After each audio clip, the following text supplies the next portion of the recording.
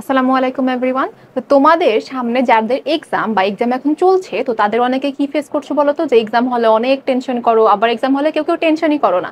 এই দুই টাইপের মানুষ থাকে। হ্যাঁ, তো এখন প্রথম টাইপের মানুষ যারা যারা এক্সাম হলে অনেক টেনশন করো, টেনশন করতে করতে হয়তো খুবই বেশি ঘামো, টেনশন করতে গিয়ে হয়তো অ্যান্সার ভুলে যাও, টেনশন করতে গিয়ে কিছু মনেই থাকে না। এরা কিভাবে টেনশন তোমরা কি করবে, কমাবে বা প্রশমিত করবে। তো এখন দেখে নিই প্রথম কথাটা, যেটা যেটা হলো যে আমাদের কি কমন কোয়েশ্চেন আগে পড়া। কমন কোয়েশ্চেন আগে পড়ার একটা জিনিস, আগে পড়ার আগেও যে জিনিসটা করতে হবে সেটা হলো পুরো কোয়েশ্চেনটা একবার পড়া। হ্যাঁ, পুরো কোয়েশ্চেনটা কি পড়বে, একবার করে পড়বে, পুরো কোয়েশ্চেন একবার পড়বে। কেন পড়বে? কারণ তুমি যদি 1 নাম্বার পড়ো, 1 নাম্বার তোমার কমন আসে, তুমি অ্যান্সার করা শুরু করলে হয়তো তোমার 2 নাম্বারটা আরো বেশি কমন পড়েছিল বা আরো বেশি ভালো ভালো করে পারতে। বা তুমি এক ধাঁচে যখন তুমি অ্যান্সার করবে 1 থেকে 5, তখন দেখবে হয়তো 6 নাম্বারটা তোমার আরো বেশি কমন পড়েছিল। তো এর জন্য আগে তোমার যে টেনশন প্রশমিত করার বা কমানোর একটা কারণ হলো বা একটা উপায় হলো যে আগে প্রশ্নটা পড়ে নেওয়া, কোন কোন টপিক তোমার কোয়েশ্চেন কমন এসেছে বা কোন কোন কোয়েশ্চেন তোমার খুবই ভালো কমন পড়েছে সেগুলো আগে মার্ক করে নেওয়া বা দাগ দিয়ে নেওয়া। হ্যাঁ, তো এটা হলো কমন কোয়েশ্চেনগুলো দেখে নেওয়া। এটা হলো প্রথম জিনিস। আর এটা হলো সেই কমন কোয়েশ্চেনগুলো আগে অ্যান্সার করা। অনেকে মনে করে যে সিরিয়াল ওয়াইজ অ্যান্সার করতে হবে, আসলে জিনিসটা তেমন না। সিরিয়াল ওয়াইজ অ্যান্সার করার কোনো ধারণাই নেই। তো তোমরা যে জিনিসটা বা যে কোয়েশ্চেনটা আগে পড়ো, নিশ্চয়ই টিচার যখন খাতা দেখবে সে চাবে যে প্রথম কোয়েশ্চেনটা খুবই ভালো হোক। প্রথমে যদি তুমি খুব বানিয়ে লেখো বা খুব খারাপভাবে লেখো, তাহলে কিন্তু একটা ব্যাড ইমপ্রেশন তোমার খাতার প্রতি আগেই পড়ে যাবে। তো চেষ্টা করবে যে প্রথম কোয়েশ্চেনটা যেটা ভালো পারো, খুব ভালো যাতে হয় সেটা। তো যখন তুমি প্রথম কোয়েশ্চেনটাই ভালো দেবে, তোমার কিন্তু কনফিডেন্স বুস্ট হবে। হ্যাঁ, যে তুমি কনফিডেন্ট হবে যে না আসলে আমি পারছি বা ভালো হচ্ছে, তো তখন কিন্তু টেনশনটা আর থাকবে না। সেকেন্ড জিনিসটা হলো যে সাথে পানি রাখা।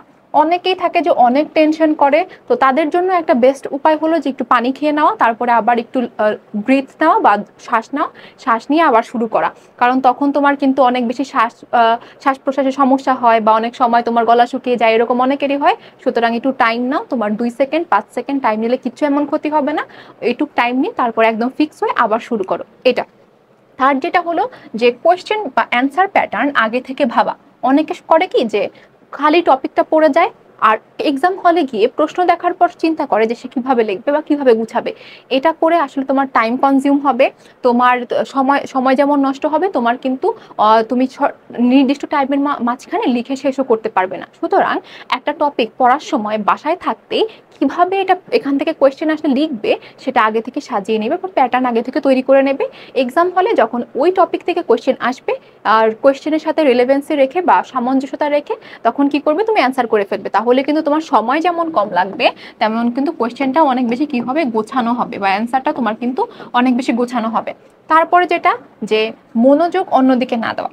অনেক স্টুডেন্ট আছে যে নিজে কি লিখেছে এটার থেকে তার বেশি ফোকাস থাকে হলো তার ফ্রেন্ড কি লিখেছে, তার পাশের জন কি লিখেছে।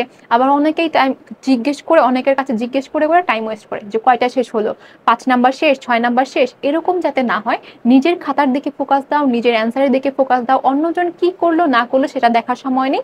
আরেকটা যেটা, সেটা হলো যে টাইম ধরে নেওয়া। হ্যাঁ, অনেক সময় তোমরা নার্ভাস থাকো এত বেশি যে তোমরা টাইমের দিকে ফোকাস করো না। এর জন্য কি করতে হবে, টাইমের দিকে ফোকাস রাখতে হবে। অবশ্যই ঘড়ি নিয়ে যাবে সাথে, সেখান থেকে তোমার টাইম অনুযায়ী তোমার লেখার বা অ্যান্সার শেষ করার চেষ্টা করবে।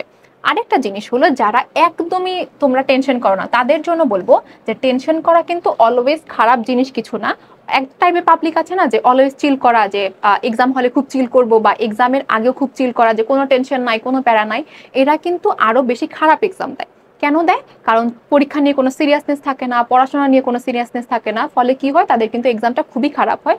সুতরাং তুমি যদি যারা টেনশন করে তাদের গ্রুপে হও, তাহলে বলবো যে সবসময় কিন্তু টেনশন করা খারাপ না, টেনশন করাটাও একটা পজিটিভ দিক। কিন্তু একটা লিমিট অনুযায়ী টেনশন করবে, খুব বেশি যাতে না হয়, সেটা যেন তোমার পরীক্ষায় বা তোমার পড়ায় ইম্প্যাক্ট না ফেলে। হ্যাঁ, এখন যে জিনিসটা হলো যে আমাদের এইচএসসি একাডেমিক অ্যাক্সেলারেশন কোর্সে কিন্তু যে টাইপ ভিত্তিক টপিক ভিত্তিক পড়াশোনা যেটা রয়েছে ওগুলো কিন্তু খুবই ভালো করে দিয়ে দেওয়া রয়েছে। আর এভাবে যখন তুমি পড়বে বা তুমি যখন এভাবে তোমার সিলেবাসটা শেষ করবে, তখন কিন্তু তোমার আর কিছু বাকি থাকবে না বা পড়াশোনার আর কিছু স্কিপ হবে না। তো তোমার এক্সামটা কিন্তু অনেক ভালো হবে, আর যখন তোমার প্রিপারেশন ভালো থাকবে তখন তোমার টেনশনও কম হবে। তো আশা করি যারা টেনশন করো তারা বুঝতে পেরেছো যে কিভাবে টেনশন হ্রাস করতে হয় বা কমাতে হয়। আর যারা একদমই টেনশন করো না, কিভাবে একটু টেনশন করতে হয় সেটাও তোমরা শিখে নিয়েছো। তো দেখা হচ্ছে পরবর্তী ভিডিওতে, সেই পর্যন্ত ভালো থেকো। আসসালামু আলাইকুম।